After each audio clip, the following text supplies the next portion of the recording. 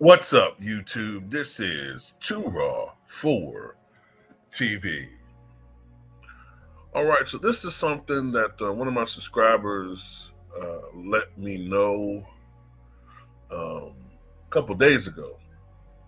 Had not been aware of this. I knew it was coming eventually, but I didn't know it was coming up now. Even though the media was real hush about this, at the beginning of this year, LeBron James supplanted Kobe Bryant as the all-time leader in most missed shots in NBA history. Matter of fact, I noticed when I search most missed shots in NBA history, a lot of the graphics that pop up still want to suggest, for some reason, that Kobe's the all-time leader still in that category. As a matter of fact, I'm seeing a lot of misinformation out here from LeBron fans who still are trying to push Kobe as the all-time leader in missed shots when that's no longer the case. As a matter of fact, LeBron has now about 450 more missed shots than Kobe being Bryant. Now they'll say, oh, well, LeBron's played more games, more seasons, and all that. And to that I say, when you look at the fact that half of LeBron's shots have come in the paint, when you look at all the rule changes and the way the game is played, which favors offensive players, when you look at the traditional big man being non-existent in today's game, everything pushed out to the perimeter, so that it makes it easier for guys like LeBron to score pretty much unencumbered at the basket or at the rim. The fact that he still is well ahead of Kobe with most spin shots, it's unexplainable. It just shows you that he really doesn't have much skill. This is a guy that, what's the stat? Is it 5 feet away from the basket and beyond? He shoots 37% from the floor. But yeah,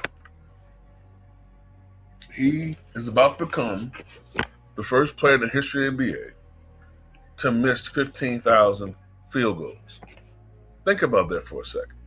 The NBA has been around since 1946, when it was technically two leagues, the BAA, the Basketball Association of America, and I think it was the NBL, the National Basketball League. And they merged in 1949 to become the NBA. So in all those years, we've never had a guy miss 15,000 shots. Not Kareem Abdul-Jabbar, not Michael Jordan, not Rick Barry, not Karl Malone, not Kobe. LeBron is the first guy to do it. Another thing, too, when you look at the fact that half of his shots come in the paint, right? Why is he never even amongst the leaders in field goal percentage? I mean, he'll shoot a decent percentage, 50, 51% last few years, maybe 49%.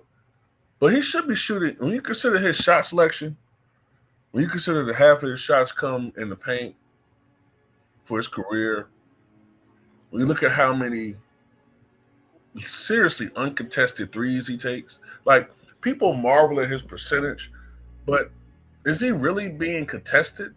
Like, Curry is usually contested when he shoots three. You know what I'm saying? When Curry is, don't get me wrong, Curry gets good looks every now and then, but Curry is actually getting contested. Ray Allen got contested three-point line. Reggie Miller got contested. Reggie Miller had to run through screens, and it was constant motion with Reggie just to get a good open look, which is why his 39.5% from the floor,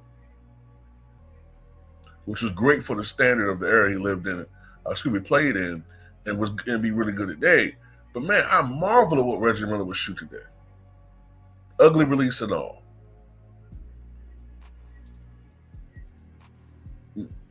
LeBron's usually uncontested because that's still considered the weaker part of his arsenal. Plus, oftentimes in this constant era of switching, when he gets those good looks, he's usually being somewhat guarded by somebody that might be, say, a forward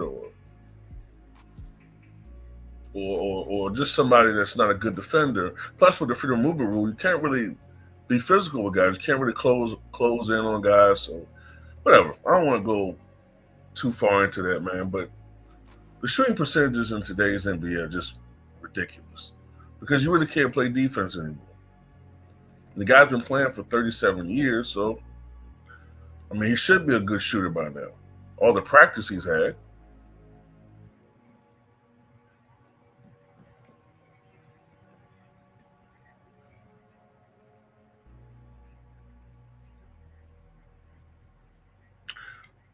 But yeah, that's something that you're not going to hear talked about on ESPN.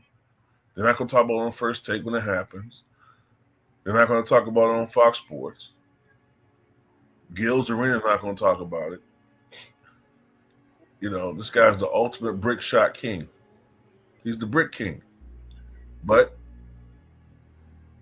you're not going to hear about that because that's not part of the narrative they want to put out there. They want to put out this narrative that this guy's the greatest ball handler of all time, whatever the hell, you know. They want to make it like he's the most skilled guy, which is absolute crap. When you look at his assist turnover ratio to the other, when you look at all of the players with 10,000 or more assists, and you put all of their, when you compare their career assist, compare their career assist to turn ratio to each other, LeBron is nowhere near any of those guys. I think the only player with the only two guys that have worse career turnover to assist ratios playing today are James Harden and Russell Westbrook. By the way, James Harden's assist turn ratio is like 1.88 to 1, which is substantially worse than Russell Westbrook. But yet there's Russell Westbrook who has this reputation for being this turnover machine. Which, as we know, is more about narratives and it's more about the fact that people put so much weight in three-point shooting, and Russ is not a good three-point shooter. So since Russ doesn't shoot threes well, to the casual low IQ idiot, that correlates to him being an unskilled guy. As long as you can shoot threes, then you're skilled for some reason.